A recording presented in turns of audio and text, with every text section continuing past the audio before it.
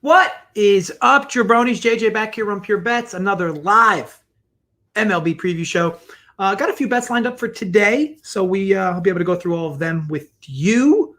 So briefly on last night with the solo play, which obviously was a loser, right? Angels first five dropped a half run or late a half run. Yeah, I mean, for me, as I discussed in the video, Heaney really had to avoid only a few bats from the M's lineup at the top. You could even see it through the game, right? I mean, basically 2 through 4 had all their runs or all their production for the Mariners, at least early in the game anyway. And like I said, there's a black hole between the middle to the back of that lineup, especially versus left-handed pitching. But Heaney, man, he left a lot of pitches up, especially his curve. Like, he was throwing weird pitches and weird counts, but he was also falling behind hitters a lot, which of course is an issue. But I liked the spot regardless. I think Flexen pitched pretty well. Don't get me wrong, had quite a few line drives off him, but they found gloves. Needless to say, we move on. I think that puts us, 20, 21 and 11 plus like 9.2, 9.3 U, something like that. So nothing to complain about for me, but overall, looking forward to a weekend here. We've had bunch of good weekends recently. Obviously, last weekend was just a split the vig type of weekend overall. I think 4-4 minus some pennies. But prior to that, we had been 4 or 5 straight weekends with good profitable weekends as well. So hoping to build on that here. So we'll go through the slate, or I'll go through the slate, give you some of my best bets that I like, some things I fired on. And and I'll give you, and of course, as always, I give you consensus numbers. I think that's what kind of goes without saying with me. Like, I'll give you numbers I get if they're still available. I'm not going to give you numbers that don't exist in the marketplace. It's never been my thing anyway. But yeah, either way, looking forward to going down this slate here. What's up, DJ Amores, Patrick, Kyle? Yeah, I mean, Brooke, the whole Brooks and Bryson thing. I mean, I guess it's good for people who like golf, but I don't know. To me, it seems a bit overplayed. What's up, Kyle? How you been, brother? So for me, I guess we can just dive right in, right? So Tigers, Twins, Jose Urena, Charlie Barnes. So a few things on Barnes is making his MLB debut. Basically a AAA guy at best. I know that he's done okay in AAA. I think, sub 4 ERA, low K rate, high walk rate.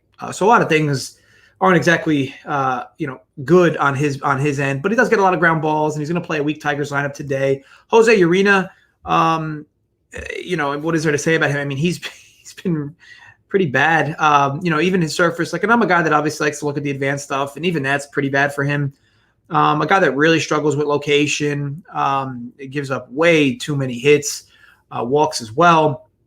Overall, though, to me, a total 7.5.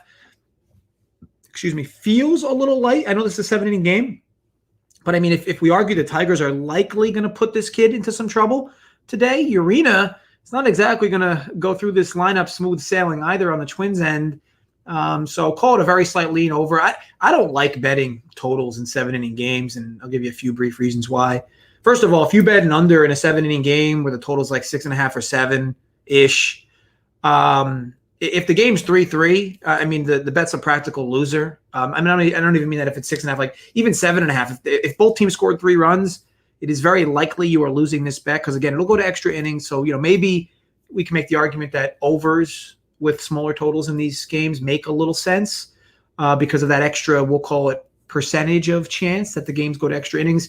And primarily because it's not like, for instance, if this was a 9-inning game, it would have been lined at 9.5, maybe 10 even, right? So the fact that that's different, right? Because 4-4 then isn't really a loser per se, whereas 3-3 is a loser through 7. Both bullpens aren't very good.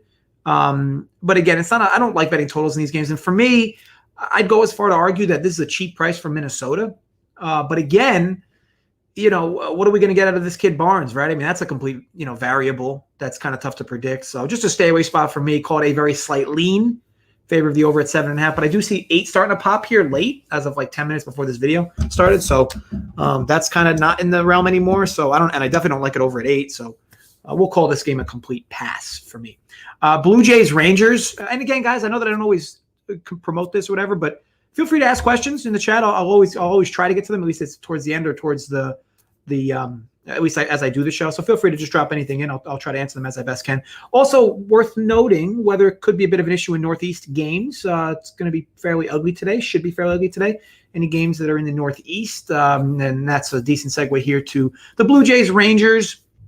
So Ryu versus Allard, and look, so Allard is a guy that is not as good as his low ERA says. I mean, he was a guy that I kind of liked earlier in the year a little bit, but as kind of the onion began to unravel or get cut up, if you will, or curtains begin to unveil with him, he's kind of tough to watch. And I know that his ERA is low, but he puts himself in quite a few too many jams.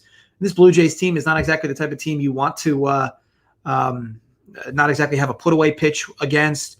Just so many talented, specifically right-handed bats in this crew. And Howard, of course, comes from the left side. So he's going to find himself tough sledding today. Now, with that said, it's a fat price, right, as it should be at 216. I don't necessarily love anything about this game. I don't want to lay the 1.5 with Toronto at home, even though, that's probably – I don't know what the exact numbers are on that, but laying a 1.5 with the Jays this year has probably been decently profitable. I know that they're only 4 games over 500, but there's been a lot of games where they've absolutely blown teams out.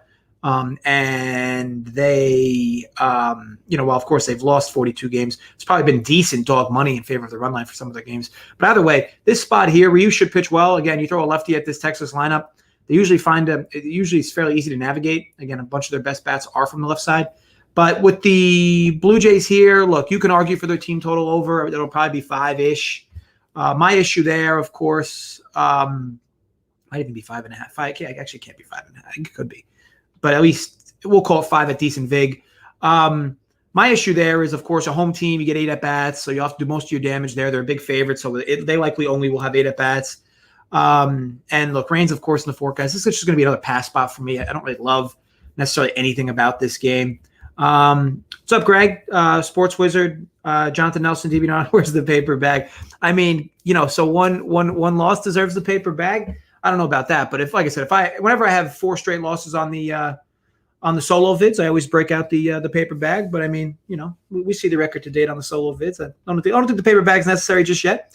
Okay, so next game up. So Athletics Indians, Frankie Montez, Cal Quantrill. If you guys remember last week, the one play, I think I gave out only one play on the solo vids. On the live show last week was Quantrill versus Mike Minor for the Royals. Woof. I mean, that game I had the under for the game. I think it was 9-ish.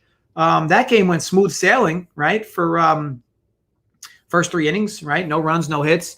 Maybe a few hits, but no runs. And the live total switched to like 5.5 or 5. And then all of a sudden, the wheels absolutely came off. Quantrill gives up a few runs, and then Minor gets a lead, and then he gives up 6 runs. And next thing you know, a game that was 0-0 in the top of the 4th is now, I think it was like 9-2 or 9-4 in the 5th inning. So that got out of hand quickly, and obviously that was a loser. But I bring that up here because Quantrill is that type of pitcher, right? I mean, he's a guy that typically can maneuver himself out of certain jams, or at least a decent amount of jams, but obviously not every jam. And he did get stuck for a homer against Salvi last week, Salvi Perez on Saturday. Frankie Montez is a guy I've always liked. I know that he had the steroid issue a few years back. But the guy throws hard. He's got good off-speed stuff as well. This line here at 177 is probably a bit high, though. I know that, again, I know Quantrill's a tough pitcher to like. And the Indians are just a tough team to back. But the Indians are a super tough team to back when they go up against left-handed pitching. Obviously, Montez comes from the right side. And he's a little volatile. He's been a little volatile this year, especially with the home run ball. So probably this line's a bit too thick. Argues some value on the Indians here. I think you could probably get it, I guess, pending your book. You could probably get that at like plus 150-ish. I would definitely argue for slight value in favor of Cleveland. Again, not anything I love by any means, and not a bet I'm going to fire on at all. I would call it the slightest of slightest leans. Looks like plus 160 you can find, but again, I don't love it. I don't love backing Quantrill in any format. So granted, obviously, if the price is bigger, it'll make more sense. But to me, another game where for me it's a complete pass. Okay, so. Diamondbacks, Cubs, Zach Gallen, and Alzolay. Now, I have backed Alzolay quite a few times this year in one way or another, whether it was an under where I needed him to pitch well or I backed the Cubs.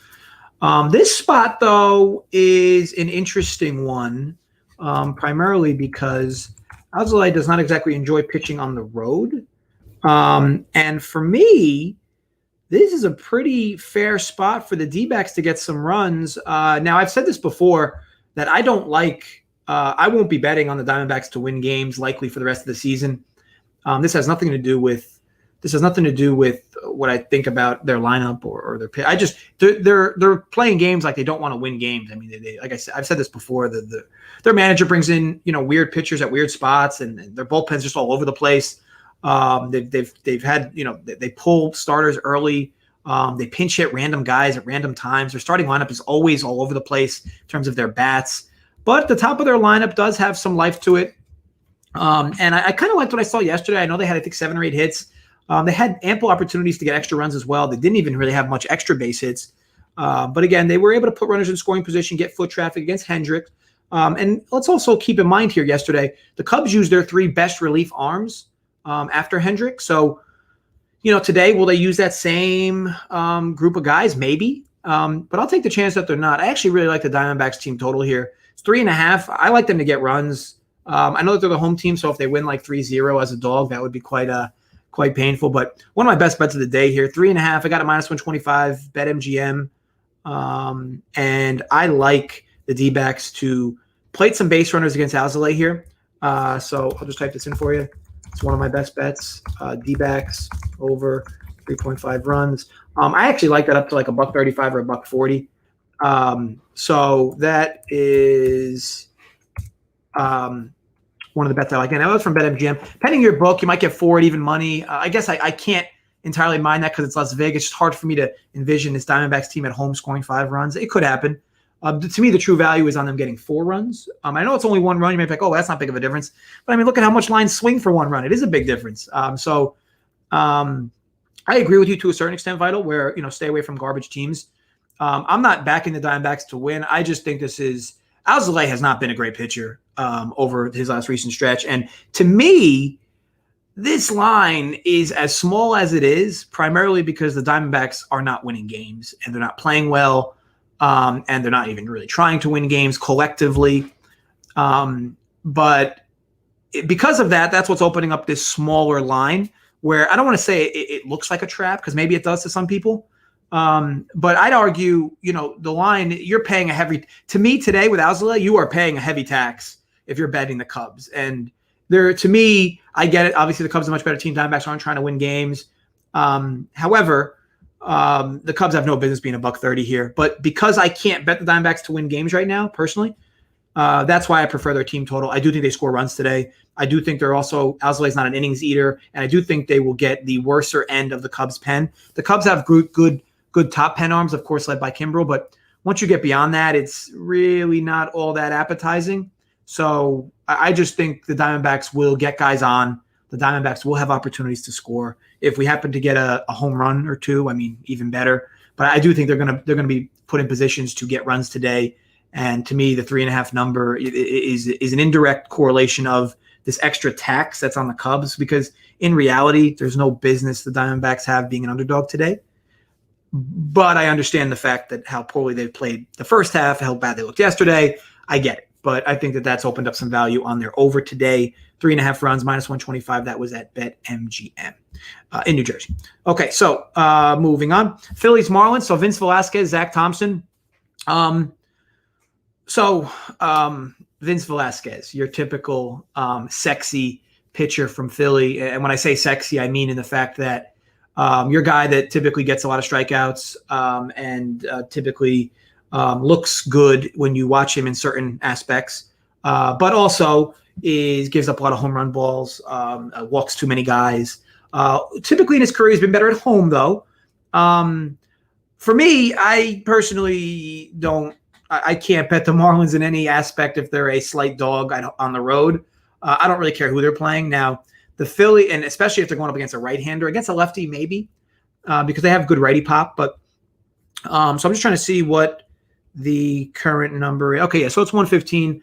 My issue here is I don't like this year specifically. I do not like betting Vince Velasquez. Okay, he walks way too many guys to be comforting in any facet. So This is a complete stay away spot for me. The total at 9.5 probably is a juicy spot for the over. However, good luck betting overs in games that include the Miami Marlins. I've been stung by them all season. And that is just not, it's not bets I'm making anymore. I mean, that's with 100% certainty. So you can throw that out the window for me in terms of betting overs that involve the Marlins, especially, I mean, I'd say whether they're home or no, because when they're home, it's a gigantic pitcher's park down in Miami. It's just a tough team to love betting overs, and I've been stung by them too many times. So off spot for me in this entire game. I just want to give you a little perspective. I think Thompson's a good arm. He's not great, but I think he's good.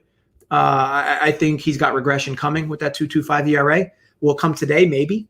But again, look, warm weather in Philly. That ball carries there. But to me, this is not a spot I want a part of. Okay, so game 2, Tigers Twins, which will be the next one at 6:10. Tough for me to handicap this. I mean, Tyler Alexander versus Maeda, but I don't know the lineups. I don't know who's going to sit game 2. Looks like both teams started a bunch of starters game 1. Maybe a guy or two sits game 2, but either way, it's not a spot I really want to dabble with. So I'm not going to even break down the game. Pirates Mets. So Will Crow, Tyler McGill.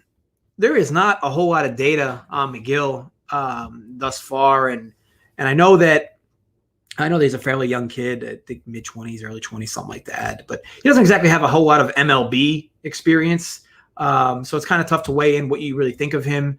Maybe a glorified relief pitcher, if you will. So this will likely be somewhat of a bullpen day for the Mets. With all that in mind, though, Will Crow has been abysmal. You want to talk about a guy that's been tough to watch. Even when he's in spots that make sense for him to pitch well, he hasn't done that. But what I do like about this Pirates team is they have been kind of hitting. And I say kind of because they have these weird spurts where they can just unload with the bats. I mean, this lineup is a bit underrated in the marketplace. They have some names. Obviously, we know they had 2 All-Stars, right? And Reynolds and Frazier. But look, Brian Hayes and look, they still have Colin Moran and a few other live bats, Jacob Stallings, Polanco towards the bottom as well. So there are guys that can hit in this lineup. It's a spot where they could draw some runs. I mean, the total is 9, but that's a big number for this park. So call it a small lean on the Pirates to score runs today, which would be their total should be 4-ish. But again, they need them to score 5 runs. So that's why it's a somewhat stay away spot for me in that regard. But look, all things considered, I do slightly lean the Pirates' way here, whether it's first 5 or full game.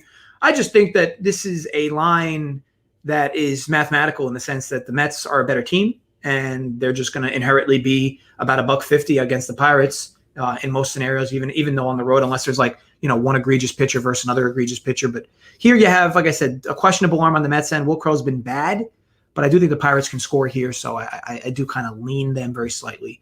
But not, like I said, I wouldn't even consider it a strong lean. Padres Nationals. So Patrick Corbin, Blake Snell. I mean, talk about 2 pitchers in full-on regression. I mean, these are 2 arms that have been tough to watch this season. And it's been tough to watch primarily because you know how talented they both are, right? I mean, these are 2 arms. These are 2 arms that were highly touted in the offseason, or in the offseason a year or so ago. I know that, Corbin ended up staying here with the Nats, but he was on the marketplace a year or 2 ago. And then Blake Snell, it is tough of what to figure out with Blake Snell. He has some of the best stuff out of any left-hander in all of baseball, but he cannot figure himself out, especially on the road. Severe walk issues. Since he came to the Padres, I figured, his numbers would get better. He was so good with Tampa for so many years. Like if it was a decade, but he was good for quite some time there. And, he hasn't been that pitcher. And to me, at 9.5, I feel like the market is kind of influenced by how poorly these pitchers have thrown. I would have loved this over if this opened like 8.5, 9. But to me, this number at 9.5 shows you just how much the market has reacted to how poorly these 2 arms have been. We know, look, on any given day, Corbin, when that slider curveball is working for him. And look, these are 2 lefties that throw hard for left-handers. Corbin's kilos are a bit down, or velo, if you will, kilometers. Whatever. Velo's a bit down this year, but Snell's is good. But again, location's been a problem for both these arms. 9.5 as a total, again, to me, assumes the market's already reacted to this. I know you might see the Padres at 130 and think that's such a juicy spot for them. Maybe you do. Nats have been hitting, though. Nats also have live right-handed bats. I know that some of their guys are still hurt, but they do have some live right-handed bats specifically. And Snell just gives away runs. Like if you've watched him start this year, he literally just gives away runs. So that's not fun either. But all things considered, this will be a stay-off spot for me. I wish this total was a bit lower. I would have bet it over, but it's a fair number there. And the Padres line, probably a bit high, but I will stay away. Slightest of leans on the Nats as a dog. Royals, Orioles, Brady Singer, I believe, is going up against Jorge Lopez. I don't know how official that is, though. That's what I've seen.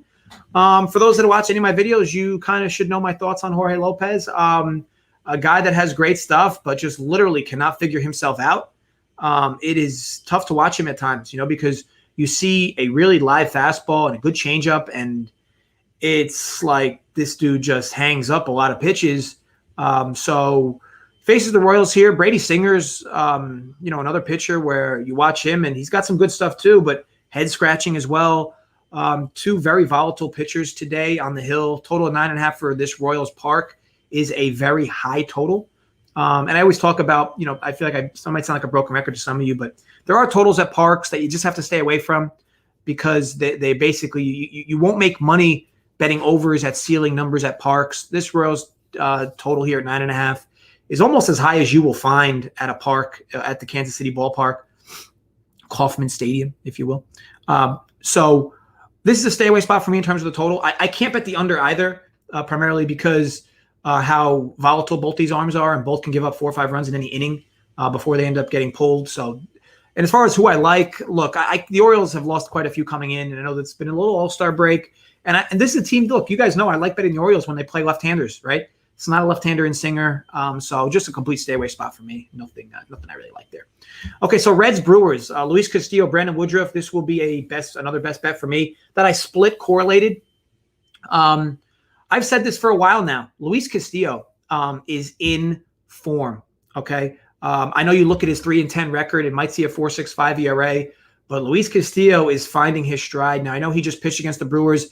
And he got himself into quite some trouble, right? 6 walks, I believe, through 5, something like that.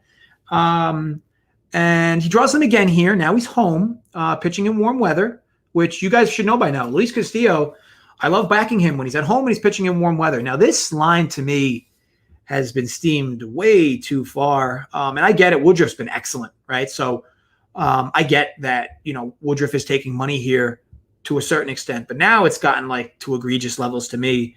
So seeing the Reds at plus 125, I don't want to really mess with bullpens here. Brewers have a tremendous edge in favor of bullpens in this game. So that's why I'm not messing much in that category. However, the Reds here, first 5 with Luis Castillo, is a definite target spot for me. That is why I will be splitting. So here's what I bet. So Reds first 5, plus half run. Plus half run. That was minus 120 FanDuel. That is for 0.5 U. And then Reds money line. Reds first 5 money line. I got that plus 116 FanDuel. That is also 0.5 U. So again, if the game's tied after 5, I at least get back my money line wager. And if the Reds happen to be winning, it'll be a nice little extra money for me that way.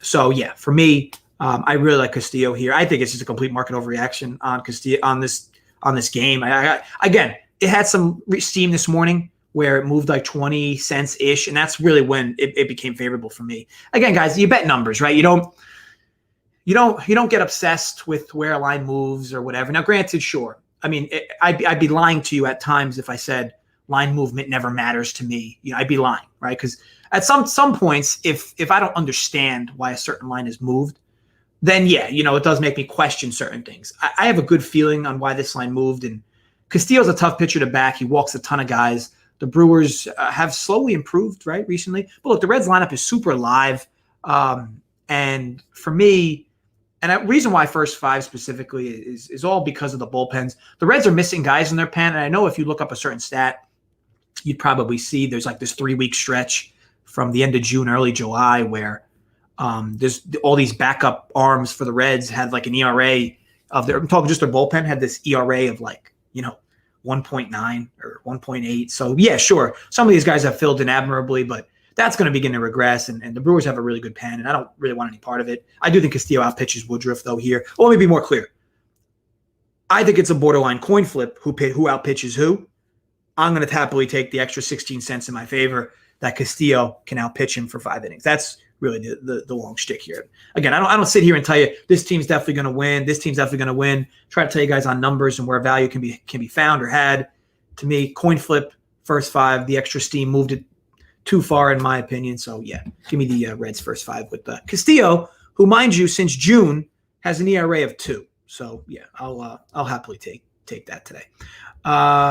Okay, so Yankees, Red Sox, Garrett Cole, Nathan Eovaldi. I mean, look, here's another typical example. So I dug into this game. The main reason why I'm not going to bet the Yankees, because I did want to bet the Yankees here at this new price of $1.25. The reason I don't want to bet the Yankees, or that got me off it, they decided to use Chapman yesterday along with 1 or 2 other arms, and the Red Sox kept their whole bullpen safe, or their top pen arms anyway safe. They basically had a guy come in yesterday. I forgot his name, but he got a 3-inning. He ended up getting a 3-inning save. So to me, the Yanks should, and there's this other, I guess, narrative, if you will. I think the Yankees are 0-7 this year against the Red Sox, I think. I mean, not that really matters, but I guess it could matter, right? But either way, I wanted to back Cole here. I really did. But I don't like the fact that Cole threw a ton of pitches in his last start. It was don't get me wrong, a really good one. I think against Houston. I think that was his last start, right? No, now let me confirm. It was like 130 pitches, which kind of I don't personally love knowing that he's coming into this start after that one. Yeah, and it is after that start. So, look, there's no data to tell me. There's no data that tells me Cole's going to have an issue here because he threw so many pitches in his last start. But it is something you should at least consider, and I'm considering it, and that's why I don't love it. Now, I know this line opened $1.50, and now it's about $1.30, or even 125 at some spots. But again, the Yankees bullpen is so tough to trust. So I think that if you're going to do this, I think you probably bet the Yanks first 5 if you want to do it. Look, the Yanks could obviously win this game. I just think they have so many demons going through their bullpen's heads right now. I mean, between Chapman, these guys are just having mental battles every time they come out right now. And I think that'll fix itself over time. But right now, it's hard to ignore. So, yeah, I mean, and Eovaldi's a good, obviously, flamethrower, right? He's one of the hardest throwers in the league. But, look, this Yanks line is pretty potent. I know they have kind of like a black hole at the bottom now. Like, their 79 hitters is like, but the Red Sox probably have a better lineup up and down. But Cole has no business only being $1.25 here. I think this is your typical overreaction. But, again, the bullpen scares me a bit here. So, call it one of my strongest leans in this video, Yankees first 5. But, again, not a spot I happen to love either. Okay, so White Sox, Astros, Jake Odorizzi, Lucas Giolito, local Paisan Giolito. What is there not to say about him? He was the worst pitcher a few years ago in all of baseball. Really translated himself into quite a good arm, and obviously here draws the Astros at a fairly cheap price here. Odorizzi at 3.61 has got regression coming for sure. This dude just must wake up every day with bird shit on his windshield. And could it come here? Maybe. The White Sox aren't as potent versus right-handed arms. So if this was a lefty for the Stros, I'd feel a little better. Total 9 is somewhat high. So it's hard to love betting an over there, and an under you could. But again, there's home run pop all over these lineups. So it is a little scary in that respect. This is a complete stay away spot for me. I think this is fair. I think Giolito's well deserving of this $1.10, $1.15 number.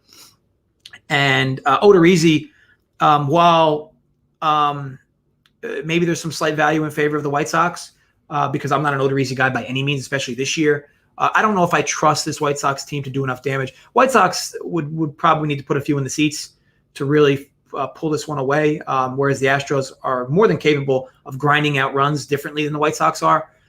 So either way, I got arrows pointing all over the place for these games, so I'm going to stay away. Cardinals, Giants. So Kwang Young Kim and Anthony DeSclafani. So Kim was a guy I think I gave out somewhat of a pick a while back. I have very limited experience betting Kim games, but I think I bet one of his games earlier this year. I also believe he does come from the KBO from a few years back. Look, he's a good arm. I mean, he's live for sure. Has a little bit of an issue with walks, and it does come from the left side, which kind of scares you a bit here when you when you draw this Giants lineup. And I do think that so the Giants had such like a borderline historical year last year versus left-handed pitching that I think like even I'm guilty of this, having a bias of them, of how good they are versus lefties. And look, DeSclafani's been excellent now. I know that he has good road splits. He's actually somehow better on the road than he is at home, which is kind of hard to believe, right? Considering he pitches in San Francisco, one of the best pitchers parks in baseball. So look, credit to him. And he's had a tremendous year. Throws hard. He's got good stuff around it as well. Bit of an issue with walks like many pitchers do. But for the most part, he's good. And of course, gives up the occasional home run ball here and there. Cardinals lineup, I'd consider this more potent than the Giants lineup. But again, the Cardinals have been a team this year that really can't get out of their own way. They kind of remind me of the Twins in some respects. This is a line to me that's probably got some inherent value in favor of the Cards. So, but definitely not enough to love by any means. DeSclafani's been incredible, and Kim has had issues for sure. Both pitchers have regression coming to a certain extent, but Kim's probably got it a little more. Yeah, I don't love anything about this game in particular, but I can definitely see why anybody would bet either side.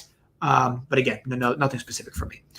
Braves Rays. So Max Fried, Josh Fleming, Braves minus 110. Look, of course, the narrative here is you throw a lefty at the Rays, and the Rays just consistently seem to struggle, especially in the strikeout department.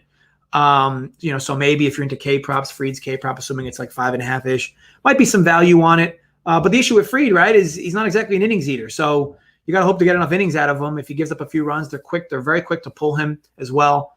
So that makes that bet a little volatile.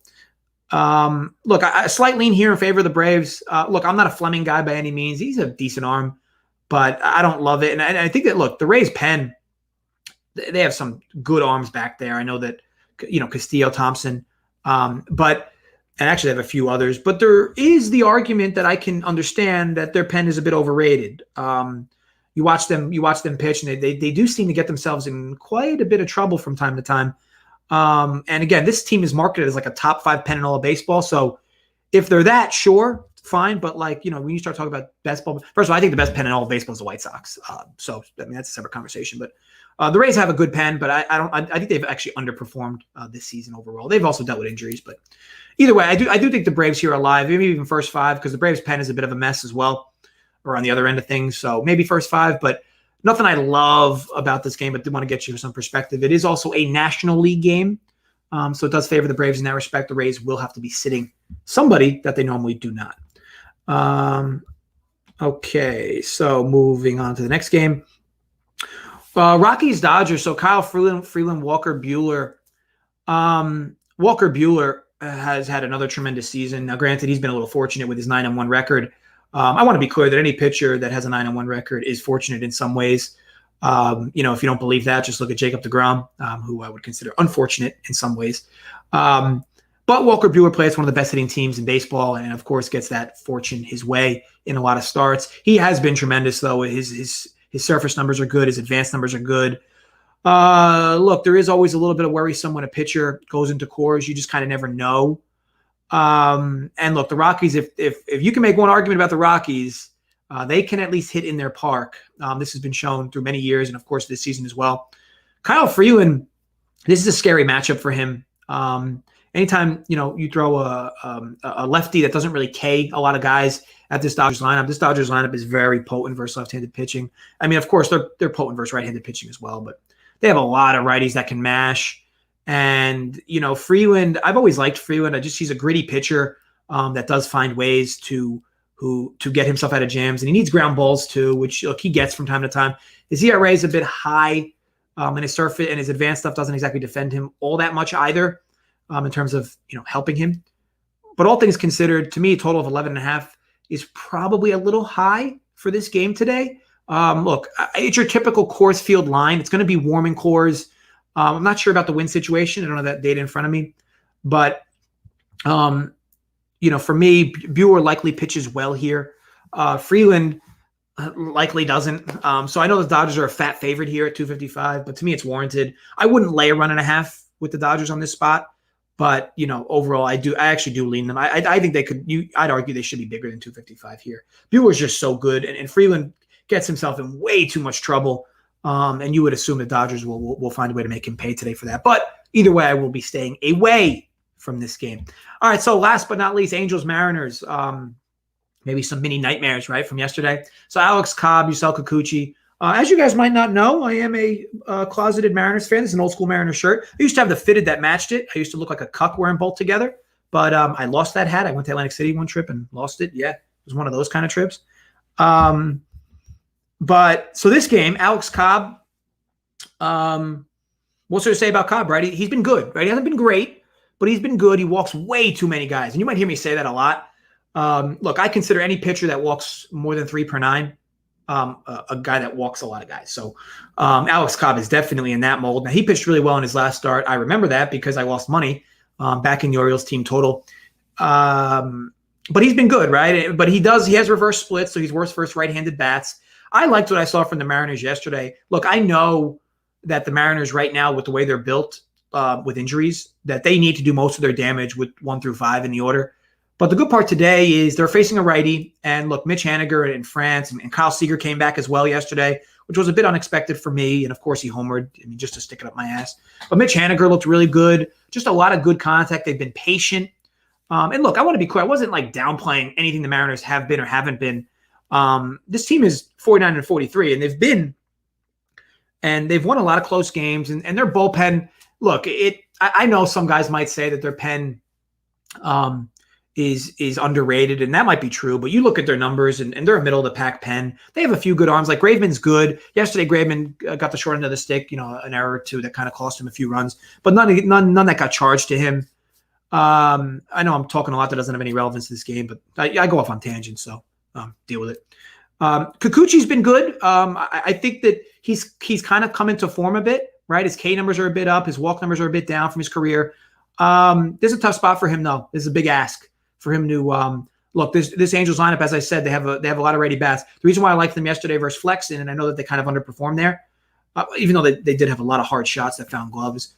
This team has good righties, and they're built to do well against left-handed pitching, even without 3 of their big righties in Rendon, Trout, and Upton. But for me, the Angels are super live here to score runs, but so are the Mariners. So I look at a total of 8.5, and I call it another strong lean. I like this over 8.5. I don't love it. If this was 8, it would be an absolute fire for me. But 8.5 for me, I do like this over.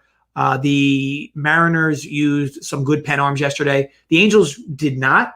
But the Angels pen, they do have a few good arms, but like I said, Myers is probably their best pen arm, and he's kind of regressed in many ways. And their fire thrower, closer Iglesias, he's a bit Jekyll and Hyde as well. Either way, call it a strong lean. I like 8.5 over. I do think both teams plate runs today. I like what I saw from Seattle, and the Angels normally look good versus left-handers. So that wraps up the show. I want to make sure I got you all the best bets, right? I have the Cardinals, the Reds.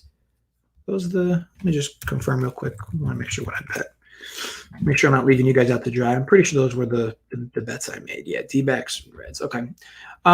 So that wraps up the show. If you have any questions, let me see if there's any questions. So thoughts on the under 7.5 first game. Eric, so I mentioned it earlier in the video. I actually slightly lean over 7.5. Urena is just a guy that gets himself into consistent jams, and Barnes, or Burns, the young kid Charlie. Is it Barnes? It's Barnes, Charlie Barnes. An average at best AAA arm who, yes, will face a Tigers lineup that's a bit degraded, but overall, it's hard to imagine. Like, if you're betting the under in the game, that's fine, but I'd almost guarantee you're going to be sweating a bunch of innings. That just has the typical makings of a game where runners are in scoring position at least every other inning or so, where you're going to be sweating runs. And again, 3-3 in a 7-inning game becomes a bit of an issue where extra innings gets involved potentially. So I don't love it, but I call it a very slight lean over at 7.5. And I started to see 8 as well. That's probably why you have the extra vig at 7.5, 130. So yeah, it's just a stay away spot for me. Over Dodgers. Sanka, I have the picks that I gave out earlier. Diamondbacks over team total 3.5. That's at BetMGM -125. And then Reds first 5 as a slight dog plus 116 at FanDuel, and Reds first 5 plus a half run minus 120. That is also at FanDuel. So those are the 3 bets. I split the 2 correlated Reds bets as well, so call it 2U-ish of risk. Yeah, right. Betting world on pins and needles waiting for facts. Yeah, I don't know about that, but I mean, it's a 10-game sample, Ray. So look, anything can happen. I'm just hoping to at least go 5-5 in the small sample. I feel confident he'll probably go 6-4 at least. So he's probably right when he says I need 7 wins to beat him. But again, small sample, anything could happen. So we'll see how that goes. But it'll likely be like a format of like 10 games over 14 days. So like if there's nothing I like or he likes, you can take a day off. But either way, we'll probably talk on that tomorrow on tomorrow's show. But everybody, thank you for watching. What's up, Chwadi, as well? See you. Caught you there late myself. I didn't even see this, Patrick. Castillo over 6.5 Ks. That's a bit high to me, especially with a guy that piles up walks and pitch counts. I don't love it. 5.5 would have been an auto smash for me, but 6.5, yeah, no, I'm not in love with that. Berto and Jimenez come back. Sox lineup will be crazy. Yeah, I mean, wow, if both of them are going to be back today, that does make things better for the White Sox. I wasn't even aware of that. So that's good stuff there, Chwadi. Yeah, other than that, guys, thank you for watching. Really appreciate your time as always. Like the video, subscribe to the channel if you're not already, especially if you find the content helpful. If you don't, I mean, look, eat my ass. I don't know what you want me to tell you. We'll be back tomorrow with another fun show. Me, Joey, Holden, and my pops, and maybe even Holden might bring another guest. We'll see. So we'll stay tuned for that. But other than that, thanks everybody for watching the vid. Gamble responsibly as always. Stay safe, folks, and run pure. See you tomorrow.